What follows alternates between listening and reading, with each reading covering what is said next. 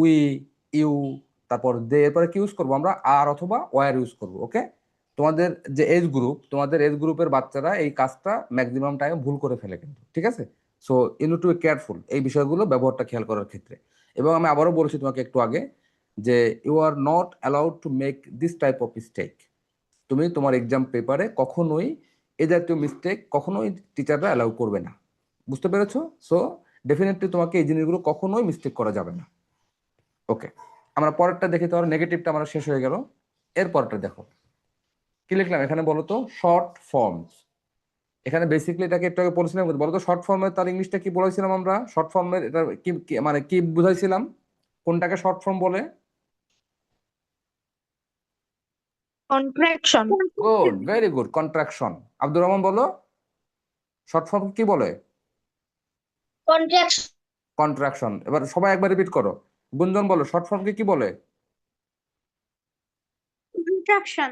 Contraction. এই চমৎকার একটা জিনিস তোমার শিখে গেলে আজকে, যে শর্ট ফর্মকে কি বলছে আমরা, বলো কন্ট্রাকশন। এখন তুমি দেখো যে তুমি যখন ইংলিশে কথা বলতে চাও বা লেখার ক্ষেত্রে আমরা বেসিক্যালি শব্দগুলোকে ছোট করে ফেলি, শর্ট করে ফেলি, ঠিক আছে, সংক্ষিপ্ত করে ফেলি। যেমন তুমি আই অ্যাম, আমি বাকিটা পরেরটুকু কিন্তু আর পড়িনি, হ্যাপিটা আর এখানে নিয়ে আসিনি আমাদের এই টেবিলটাকে ছোট করার জন্য। দেখো আই অ্যাম অথবা আই অ্যাম নট হতে পারে, হোয়াট এভার। এটাকে আমরা শর্ট ফর্মে কিভাবে লিখবো দেখো। এখানে তুমি স্ট্রাকচারটা খেয়াল করো, আমরা এটা কিভাবে লিখছি। I am R I am, এখানে কিন্তু তোমার এই এটা উঠে যাচ্ছে। এটা উঠে যে কি হচ্ছে, তোমার একটা অ্যাপোস্ট্রফি দিয়ে আমরা শর্ট ফর্মে কি লিখলাম? I am. ওকে, আচ্ছা নেগেটিভে কি লিখছি আমরা বলো? নেগেটিভে কি লিখছি আমরা আই এর উপর অ্যাপোস্ট্রফি দিয়ে এম লেখে নট লিখেছি। বলো? I am not.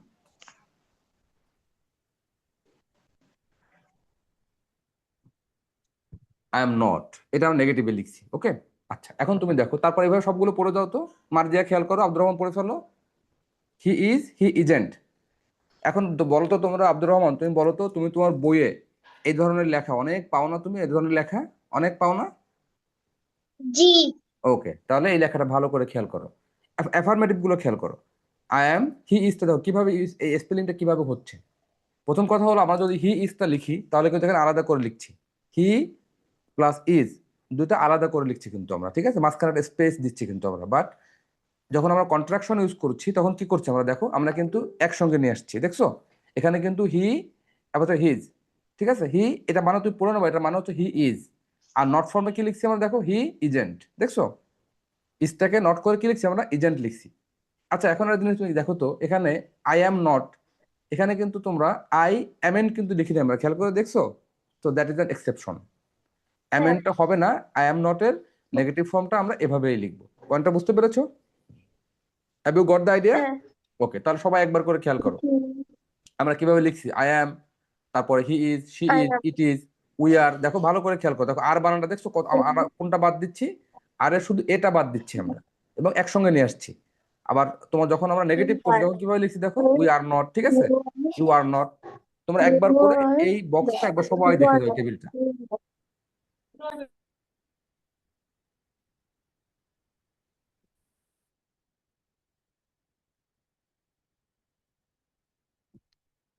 দেখছো? আচ্ছা এখন দেখো তোমরা, এটাকে সবাই বুঝতে পেরেছো? এখানে কোনো সমস্যা আছে? Is there any problem here? No. Good. No. এটা দেখো তো, short from past, is that different? বলো তো, এটা কি আগেরটা থেকে ডিফারেন্ট মনে হলো কিনা আমাদের কাছে? এটা কিন্তু একরকম না, ভালো করে খেয়াল করো, there is a big difference.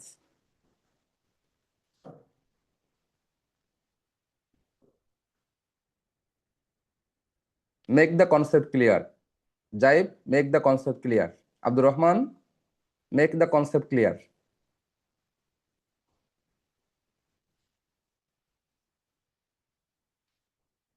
গুঞ্জন তুমি কি দেখছো? গুঞ্জনকে আমি ভিডিওই পাই না, এটা আমার একটা দুঃখ। আচ্ছা ঠিক আছে।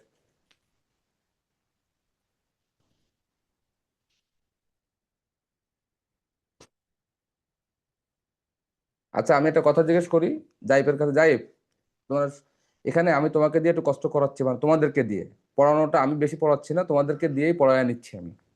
তো এটা কি অ্যাকচুয়ালি এই কাজটাকে ভালো করতেছি, তোমাদেরকে বেশি কষ্ট দিয়ে ফেলতেছি আমি? না। ইয়েস। আচ্ছা শোনো, অ্যাকচুয়ালি দ্যাট শুড বি ওকে।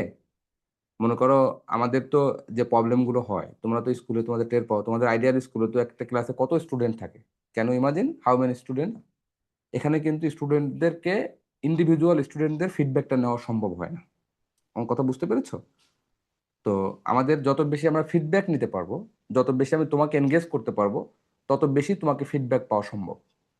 এই জন্য তুমি যখন কাজগুলো করবা তখন, আর তুমি যখন আমার কাছ থেকে শুনবা, তখন এই দুটো লার্নিং কখনো সেম হবে না। ওই যে আমি তোমাকে বলেছিলাম মনে আছে, আমরা আজকে সকালবেলা একটা চমৎকার এক্সাম্পল দিয়েছিলাম না, যে আমি যদি তোমাকে একটা বইয়ের ম্যানুয়াল দিয়ে দেই, বা আমি যদি তোমাকে একটা সুন্দর সচিত্র পিকচার দিয়ে দেই যে কিভাবে সাইকেল চালানো শিখবা তুমি, অথবা কিভাবে তুমি সাঁতার শিখতে পারো, সুন্দর করে একটা পিকচার দিব তোমাকে আমি, যেখানে প্রতি স্টেপ বাই স্টেপ দেখানো থাকবে যে তুমি, এইগুলো হলো সাইকেলের তোমার প্রত্যেকটা পার্টস এর নাম, এটা প্যাডেলটা এভাবে ঘোরালে সাইকেলটা সামনে আগাবে, সাঁতারের সময় তুমি এভাবে মুভ করলে তুমি সামনে আগাতে পারবা, তুমি একটু পর ডুবে যাবা না, বা তুমি ভেসে থাকতে পারবা। তো তোমাকে আমি এগুলো অনেক ব্যাখ্যা দিয়ে লিখে দিলাম, তুমিও বাসায় বসে চমৎকার করে এটা মুখস্থ করে ফেলছো। মুখস্থ করার পরে এবার তুমি পুকুরে দিয়ে নেমে গেছো সাঁতার কাটতে। এখন বলো তুমি কতদূর যেতে পারবা? পারবা যেতে? কতটুকু যেতে পারবা? যাই তুমি কতটুকু যেতে পারো? তো সাঁতার জানো না তুমি। একটুও না। যাই কতটুকু পারবা? একটুও ফাইভ না। ডেজ তোমাকে আমি একটুও পাঁচ পারবো দিন তোমাকে আমি না। 5 দিন সাঁতারের উপরে করাবো, মানে বাসায় বসে সাঁতারের বই মুখস্থ করাবো কিভাবে সাঁতার তুমি করবা। এই করানোর পরে পানিতে নিয়ে নামায় দেওয়ার পরে তুমি কতটুকু যেতে পারো আমাকে বলো। পানির নিচে পানির আর নিচে? সেকেন্ডে যেতে পারবো না। আচ্ছা, লাইক সাইকেলের ক্ষেত্রেও ব্যাপারটা এরকম, তুমি পারবা না, মানে মানে কিছু কিছু ক্ষেত্রে তোমার প্র্যাকটিস ইজ ভেরি ইম্পর্টেন্ট। বুঝছো? প্র্যাকটিক্যাল নলেজটা, এগুলো থিওরিটার নলেজ না। So we are learning a language, and learning a language is just a practice, it's just like how to ride a bicycle, অথবা how to learn about swimming. তোমাকে আমার কথাটা বুঝতে পেরেছো? সো তোমাকে অ্যাক্টিভিটি করতে হবে। তোমাকে এই যে তুমি আজকে যেটা পড়ে গেলা, এইটা তোমাকে অ্যাপ্লিকেশন করতে হবে, তোমার লেখার সময় খেয়াল করতে হবে, বলার সময় খেয়াল করতে হবে, যখন তুমি ইংলিশের টেক্সট গুলো পড়ো তখন এই বিষয়গুলোকে তুমি ভালো করে ফলো করতে হবে, ঠিক আছে? আদারওয়াইজ কিন্তু তোমার, আমি অনেক বক বক করে গেলাম, আমি অনেকক্ষণ তোমাকে পড়ায় গেলাম, মাথার এখান থেকে আসবে, এখান থেকে বেরোয় চলে যাবে, থাকবে না। এখন বলো এখানে কি পার্থক্য তুমি পেয়েছো দেখো তো। বেসিকলি এই যে বি ভার্বের সঙ্গে সাবজেক্ট প্রোনাউনের যে কন্ট্রাকশনটা, এখানে অ্যাফার্মেটিভে কোনো কন্ট্রাকশন হয় না, নেভার পসিবল, এটা এটা কখনো হয় না। তুমি কখনো আই ওয়াজ, তুমি দেখো কেন হয় না, এটা একটা ইম্পর্টেন্ট ব্যাপার। তুমি যদি আই ওয়াজটাকে ডাব্লিউ এটা বাদ দিয়ে আই এস লেখো, তাহলে সেটা কিন্তু একটা কনফিউশন ক্রিয়েট করবে যে এটা কি, তাহলে তোমার কি হচ্ছে, কারণ আই এসটা অন্য একটা ফর্মের ক্ষেত্রে ইউজ হচ্ছে।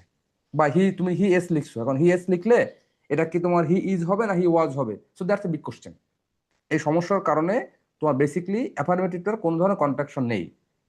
তোমাকে আমার কথাটা বুঝতে পেরেছো আব্দুর রহমান, বুঝতে পেরেছো? জি। ইয়েস। কিন্তু নেগেটিভে আছে, নেগেটিভটা খেয়াল করো, স্পেলিং গুলো দেখো। ওয়াজ নটটাকে যখন আমাদের বেসিক্যালি তোমার এই কন্ট্রাকশনটা ইম্পর্টেন্ট হতো, ইম্পর্টেন্ট ফর ইওর স্পেলিং। ওকে, দেখো নেগেটিভ বানানটা আমরা কিভাবে লিখছি, ওয়াজ নট একসঙ্গে যখন লিখি আমরা কিভাবে লিখি, দেখো was not, were not, just দুটো দেখলেই হবে।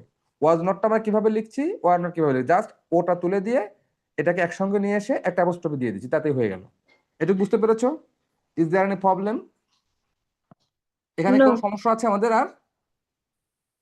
না। গুড। এখন আমরা এটা দেখি। এটা এটা হলো তোমাকে আমি, মানে এই প্রথম থেকে এই পর্যন্ত যতটুক আমরা শিখেছি, তার মধ্যে সব থেকে ইম্পর্টেন্ট হলো এই জিনিসটা, হাউ টু মেক কোশ্চেন। এখন আগে তোমাকে বলে নেই যে এই জিনিসটা তোমাদের কেন প্রয়োজন। কোশ্চেন করতে পারাটা হলো তোমার স্পিকিং অ্যাবিলিটির সব থেকে ইম্পর্টেন্ট পার্ট। ওকে? আবার তোমাদের ডায়লগ লিখতে আসে না, এই ডায়লগ লেখার জন্য you have to know how to make question. Otherwise কিন্তু তুমি এগুলো শুধু মুখস্থই করতে হবে। সো এগুলো ভালো করে দেখো আমরা কিভাবে কোশ্চেন গুলো করবো। আমরা কোশ্চেনের ক্ষেত্রে কি করছি বলো তো, আমরা কি করে দিচ্ছি বলো তো? টু মেক এ কোশ্চেন, বিভার। উই জাস্ট, ভালো করে খেয়াল করো, to make a question we just reverse the position of the what, the be verb. আমরা জাস্ট রিভার্স করে দিই, এটাকে জাস্ট সাবজেক্টের আগে নিয়ে আসি আমরা। মার্জিয়া খেয়াল করছো? এখানে আমরা দুইটা কাজ করি। We just have to do to works. Number one, we just reverse the position of the verb, and finally we have to put এই যে দেখো এটাকে বলা হয় তোমার কি বলো তো, কোশ্চেন মার্ক। কি বলা হয় এটাকে? Question mark. আমরা একটা কোশ্চেন মার্ক ইউজ করি। এখন দেখো, অ্যানাদার থাম রুল, তুমি যদি কখনো কোশ্চেন মার্ক দিতে ভুলে যাও, তুমি কিন্তু একটা সুন্দর বড় সড়ো জিরো পাবা। আমার কথা বুঝতে পেরেছো? তো এটা তোমার ভোলা যাবে না, কিছু জিনিস ইংলিশে বলা যাবে না, ঠিক আছে?